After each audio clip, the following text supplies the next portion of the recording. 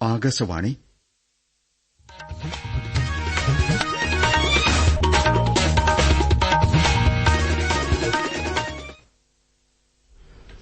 നമസ്കാരം. പ്രാദേശിക വാർത്തകൾ വായിക്കുന്നത് അനിൽ ചന്ദ്രൻ. പ്രധാന വാർത്തകൾ. 5 രാജ്യങ്ങളിലെ സന്ദർശനത്തിന്റെ ഭാഗമായി ബ്രസീലിലെത്തിയ പ്രധാനമന്ത്രി നരേന്ദ്രമോദി ഇന്ന് പ്രസിഡന്റ് ലുല ഡാ സിൽവയുമായി ഉഭയകക്ഷി ചർച്ച നടത്തും. മലപ്പുറത്തെ നിപ സമ്പർക്ക പട്ടികയിൽ ഉൾപ്പെട്ട 48 പേരിൽ 46 പേരുടെയും പരിശോധനാ ഫലം നെഗറ്റീവാണെന്ന് മന്ത്രി വീണ ജോർജ്. 1 മുതൽ 10 വരെ ക്ലാസുകളിലെ ഫസ്റ്റ് ബെൽ ഡിജിറ്റൽ ക്ലാസുകൾ നാളെ മുതൽ കൈറ്റ് വിക്ടേഴ്സിൽ ആരംഭിക്കുമെന്ന് മന്ത്രി വി ശിവൻകുട്ടി. സംസ്ഥാന ഹജ്ജ് കമ്മിറ്റി മുഖേന കരിപ്പൂർ വിമാനത്താവളത്തിൽ നിന്ന് ഹജ്ജിന് പോയവരുടെ അവസാന സംഘം ഇന്ന് മടങ്ങിയെത്തും. മലബാർ റിവർ ഫെസ്റ്റിവലിന് മുന്നോടിയായി കോഴിക്കോട് ജില്ലയിലെ പഞ്ചായത്തുകളുടെ പ്രീ ഇവന്റുകൾക്ക് ഇന്ന് തുടക്കമാകും. വാർത്തകൾ വിശദമായി. 5 രാജ്യങ്ങളിലെ സന്ദർശനത്തിന്റെ ഭാഗമായി ബ്രസീലിലെത്തിയ പ്രധാനമന്ത്രി നരേന്ദ്രമോദി ഇന്ന് പ്രസിഡന്റ് ലുല ഡാ സിൽവയുമായി ഉഭയകക്ഷി ചർച്ച നടത്തും. വ്യാപാരം, രാജ്യരക്ഷ, ഊർജ്ജം, ബഹിരാകാശ സാങ്കേതിക വിദ്യ, കൃഷി, ആരോഗ്യം തുടങ്ങിയ മേഖലകൾ കേന്ദ്രീകരിച്ചായിരിക്കും തലസ്ഥാന നഗരമായ ബ്രസീലിയയിലെ ചർച്ചകൾ. റിയോ ഡി ജനീറോയിലെ ചർച്ചകൾ തികച്ചും ഫലപ്രദമായിരുന്നുവെന്ന് പ്രധാനമന്ത്രി സാമൂഹ്യമാധ്യമക്കുറിപ്പിൽ വിലയിരുത്തി. ന്യൂസ് ഡെസ്കിൽ നിന്ന് കൂടുതൽ വിവരങ്ങൾ. സന്ദർശനത്തിന്റെ ഭാഗമായി പ്രധാനമന്ത്രി നാളെ നമീബിയയിലെത്തും. പ്രസിഡന്റ് നിതോംബോ നാന്തി ദാത്തോയുടെ ക്ഷണപ്രകാരമാണ് അദ്ദേഹം വിൻഡ്ഹോക്ക് നഗരത്തിലെത്തുന്നത്. നരേന്ദ്രമോദിയുടെ ആദ്യ നമീബിയൻ സന്ദർശനമാണിത്. ഇരു രാജ്യങ്ങളും ഉഭയകക്ഷി ബന്ധം ശക്തിപ്പെടുത്താനാവശ്യമായ നടപടികൾ ചർച്ച ചെയ്യും. ഇന്നലെ ബ്രിക്സ് രാജ്യങ്ങളുടെ പരിസ്ഥിതി ആഗോള ഫോറത്തിൽ സംസാരിച്ച പ്രധാനമന്ത്രി ഗ്രഹങ്ങളും മനുഷ്യാരോഗ്യവും പരസ്പര ബന്ധിതമാണെന്നും പ്രകൃതിയെ ബഹുമാനിക്കുന്ന രീതി തലമുറകളായി ഇന്ത്യൻ പാരമ്പര്യത്തിലുണ്ടെന്നും വിശദീകരിച്ചു. കാലാവസ്ഥയോടും ചുറ്റുപാടുകളോടും നീതി പുലർത്തേണ്ടത് കർത്തവ്യമായാണ് ഭാരതീയർ കാണുന്നത്. അടുത്ത വർഷം ബ്രിക്സിന്റെ അധ്യക്ഷസ്ഥാനമേൽക്കുമ്പോൾ അപ്രതീക്ഷിത സാഹചര്യങ്ങൾ നേരിടാനാവശ്യമായ സജ്ജത കേന്ദ്രീകരിച്ചായിരിക്കും ഇന്ത്യയുടെ പ്രവർത്തനമെന്നും പ്രധാനമന്ത്രി വ്യക്തമാക്കി. ലൈഫ് മിഷൻ, ഏക് പേഡ് മാം കെ നാം, രാജ്യാന്തര സൌരോർജ്ജ സഖ്യം, ഹരിത ഹൈഡ്രജൻ, പരിസ്ഥിതി സംരക്ഷണം തുടങ്ങിയ ഇന്ത്യയുടെ സംരംഭങ്ങൾ നരേന്ദ്രമോദി ഫോറത്തിൽ വിവരിച്ചു. നിപ സമ്പർക്ക പട്ടികയിൽ 5 ജില്ലകളിലായി 461 പേരാണ് ഉൾപ്പെട്ടിരിക്കുന്നതെന്ന് മന്ത്രി വീണ ജോർജ് മലപ്പുറത്ത് അറിയിച്ചു. മലപ്പുറം ജില്ലയിൽ 252 പേരും പാലക്കാട് ജില്ലയിൽ 209 പേരുമാണ് പട്ടികയിൽ ഉൾപ്പെട്ടത്. ഇതിൽ 27 പേർ ഹൈറിസ്ക് വിഭാഗത്തിലാണ്. മലപ്പുറം, പാലക്കാട്, കോഴിക്കോട്, കണ്ണൂർ, എറണാകുളം ജില്ലകളിലാണ് രോഗികൾ ചികിത്സയിൽ കഴിയുന്നതെന്ന് പ്രതിരോധ പ്രവർത്തനങ്ങൾ വിലയിരുത്താൻ മലപ്പുറം കളക്ടറേറ്റിൽ ചേർന്ന യോഗത്തിൽ മന്ത്രി പറഞ്ഞു. Desk report. മലപ്പുറത്തെ സമ്പർക്ക പട്ടികയിൽ ഉൾപ്പെട്ട 48 പേരുടെ സാമ്പിൾ പരിശോധിച്ചതിൽ 46 നെഗറ്റീവാണെന്ന് മന്ത്രി പറഞ്ഞു. ഇതിൽ 23 പേർ മഞ്ചേരി മെഡിക്കൽ കോളേജിലും 23 പേർ കോഴിക്കോട്ടുമാണ്. ഹൈറിസ്ക് പട്ടികയിൽപ്പെട്ടവർ ക്വാറന്റീനിലാണെന്ന് ഉറപ്പുവരുത്തിയിട്ടുണ്ട്. മലപ്പുറം, പാലക്കാട്, കോഴിക്കോട് ജില്ലകളിൽ ജനങ്ങൾ നിർബന്ധമായും മാസ്ക് ധരിക്കണമെന്ന് മന്ത്രി ആവശ്യപ്പെട്ടു. മലപ്പുറം ജില്ലയിൽ കണ്ടെയ്ൻമെന്റ് സോണുകളിൽ ഉൾപ്പെട്ട 8706 വീടുകളിൽ പനിബാധിതരെ കണ്ടെത്താൻ സർവൈലൻസ് പൂർത്തിയാക്കി. നിപയുമായി ബന്ധപ്പെട്ട വ്യാജ പ്രചാരണങ്ങൾ ശ്രദ്ധയിൽപ്പെട്ടാൽ കേസുകൾ സൈബർ സെല്ലിന് കൈമാറുമെന്നും മന്ത്രി മുന്നറിയിപ്പ് നൽകി. മാറിയ പാഠപുസ്തകങ്ങളുടെ അടിസ്ഥാനത്തിൽ 1 മുതൽ 10 വരെ ക്ലാസുകളിലെ ഫസ്റ്റ് ബെൽ ഡിജിറ്റൽ ക്ലാസുകൾ നാളെ മുതൽ കൈറ്റ് വിക്ടേഴ്സിൽ സംപ്രേഷണം തുടങ്ങുമെന്ന് മന്ത്രി വി ശിവൻകുട്ടി അറിയിച്ചു. കുട്ടികൾക്ക് അധിക പിന്തുണ എന്ന തരത്തിലാണ് ക്ലാസുകൾ തയ്യാറാക്കിയിരിക്കുന്നത്. കോഴിക്കോട്ട് ഹൈസ്കൂൾ ഹെഡ്മാസ്റ്റർമാരുടെ ശില്പശാലയിൽ വീഡിയോ കോൺഫറൻസിംഗിലൂടെ സംസാരിക്കുകയായിരുന്നു മന്ത്രി. ആരോഗ്യമേഖലയുടെ തകർച്ചയുൾപ്പെടെ വിഷയങ്ങളിൽ കോൺഗ്രസ് പ്രക്ഷോഭം ശക്തമാക്കുമെന്ന് കെപിസിസി പ്രസിഡന്റ് സണ്ണി ജോസഫ് പറഞ്ഞു. കോഴിക്കോട്ട് ജില്ലാതല സമരസംഗമം ഉദ്ഘാടനം ചെയ്യുകയായിരുന്നു അദ്ദേഹം. ആശാവർക്കർമാരുടേതുൾപ്പെടെ പ്രശ്നങ്ങൾ ഏറ്റെടുത്ത് കോൺഗ്രസ് മുന്നോട്ടു പോകുമെന്നും സണ്ണി ജോസഫ് അറിയിച്ചു. ഗവൺമെന്റിന്റെ തെറ്റായ നയങ്ങളെ തുറന്നുകാണിച്ച് ജനമനസ്സുകളിൽ ഇടം നേടുകയാണ് യുഡിഎഫിന്റെ ലക്ഷ്യമെന്ന് സംഗമത്തിൽ കൺവീനർ അടൂർ പ്രകാശ് പറഞ്ഞു. ആരോഗ്യമേഖലയെപ്പറ്റി ജനങ്ങളെ തെറ്റിദ്ധരിപ്പിക്കാൻ ചില മാധ്യമങ്ങളുടെ പിന്തുണയോടെ സംഘടിത ശ്രമം നടക്കുന്നുണ്ടെന്ന് LDF convener T P Ramakrishnan കോഴിക്കോട്ട് പറഞ്ഞു. ആശുപത്രികൾക്കെതിരായ യുഡിഎഫ് സമരം ജനങ്ങൾക്കെതിരെയാണെന്ന് അദ്ദേഹം അഭിപ്രായപ്പെട്ടു. കുടുംബാരോഗ്യ കേന്ദ്രങ്ങളെ ശക്തിപ്പെടുത്തി ചികിത്സാ മേഖല വികസിപ്പിക്കാൻ ഗവൺമെന്റിന് കഴിഞ്ഞെന്ന് ടി പി രാമകൃഷ്ണൻ പറഞ്ഞു. ഫറോക്ക് ഇഎസ്ഐ റഫറൽ ആശുപത്രിയിലെ ചികിത്സാ സൌകര്യങ്ങൾ കൂടുതൽ മെച്ചപ്പെടുത്താൻ തിരുവനന്തപുരത്ത് മന്ത്രി വി ശിവൻകുട്ടിയുടെ സാന്നിധ്യത്തിൽ യോഗം ചേരുമെന്ന് മന്ത്രി പി എ മുഹമ്മദ് റിയാസ് കോഴിക്കോട്ട് അറിയിച്ചു. ആശുപത്രി വികസനവുമായി ബന്ധപ്പെട്ട വിഷയങ്ങൾ ചർച്ച ചെയ്യുമെന്ന് മന്ത്രി പറഞ്ഞു. സംസ്ഥാന ഹജ്ജ് കമ്മിറ്റി മുഖേന കരിപ്പൂർ വിമാനത്താവളത്തിൽ നിന്ന് ഹജ്ജിന് യാത്രയായ ഹാജിമാരുടെ അവസാന സംഘം ഇന്ന് മടങ്ങിയെത്തും. ഒരു സംഘം പുലർച്ചെ 4:55 തിരികെയെത്തി.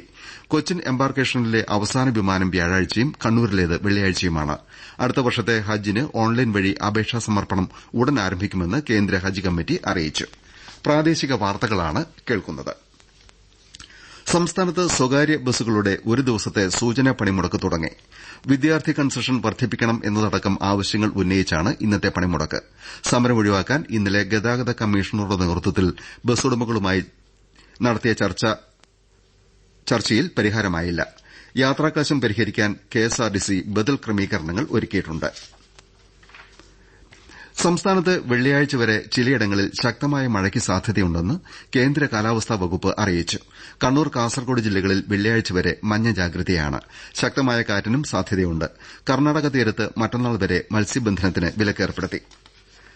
പത്തനംതിട്ട കോന്നിയിൽ പാറയിടിഞ്ഞ് വീണ് അതിഥി തൊഴിലാളി മരിച്ച ക്വാറിയുടെ പ്രവർത്തനം ജില്ലാ ഭരണകൂടം തടഞ്ഞു. ചെങ്കളത്തെ ക്വാറി ഇൻഡസ്ട്രീസ് എന്ന പാറമടയുടെ പ്രവർത്തനമാണ് തടഞ്ഞത്.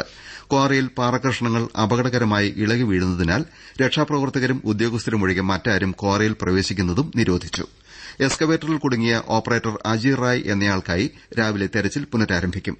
എക്സ്കവേറ്ററിലെ സഹായി മഹാദേവ പ്രധാന എന്ന തൊഴിലാളിയാണ് ഇന്നലെ ഉച്ചയോടെ പാറയിടിഞ്ഞ് വീണ് മരിച്ചത്.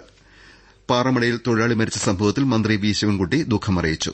സംഭവത്തെക്കുറിച്ച് റിപ്പോർട്ട് നൽകാൻ അഡീഷണൽ ലേബർ കമ്മീഷണറെ മന്ത്രി ചുമതലപ്പെടുത്തി. ദേശീയപാത 66-ൽ മലപ്പുറം ജില്ലയിലെ യൂണിവേഴ്സിറ്റി, കോഹനൂർ, വെളിമുക്ക് എന്നിവിടങ്ങളിൽ മേൽനടപ്പാത നിർമ്മിക്കാൻ തത്വത്തിൽ ധാരണയായി. ദേശീയപാത കടന്നുപോകുന്ന പ്രദേശങ്ങളിലെ എംപിമാർ, എംഎൽഎമാർ, വകുപ്പ് ഉദ്യോഗസ്ഥർ, ദേശീയപാത അതോറിറ്റി കൊച്ചി പ്രോജക്ട് ഡയറക്ടർ എന്നിവരുടെ സാന്നിധ്യത്തിൽ കളക്ടറേറ്റിൽ ചേർന്ന യോഗത്തിലാണ് ധാരണയായത്. ദേശീയപാതയിൽ നിന്ന് ജനവാസ കേന്ദ്രങ്ങളിലേക്ക് വെള്ളം ഒഴുകുന്നത് തടയാൻ നടപടിയെടുക്കാനും യോഗത്തിൽ തീരുമാനിച്ചു. തലശ്ശേരി എഞ്ചിനീയറിംഗ് കോളേജിനെ മികവിന്റെ കേന്ദ്രമാക്കി ഉയർത്താൻ നടപടികൾക്ക് തുടക്കമായി. സ്പീക്കർ എ എൻ ഷംസീറിന്റെ അധ്യക്ഷതയിൽ ചേർന്ന യോഗം ഗവേഷണമടക്കം മേഖലകൾക്ക് മുന്തിയ പരിഗണന നൽകാൻ തീരുമാനിച്ചു. വിശദാംശങ്ങളുമായി ആകാശവാണി കണ്ണൂർ ജില്ലാ പ്രതിനിധി കെ ഒ ശശിധരൻ.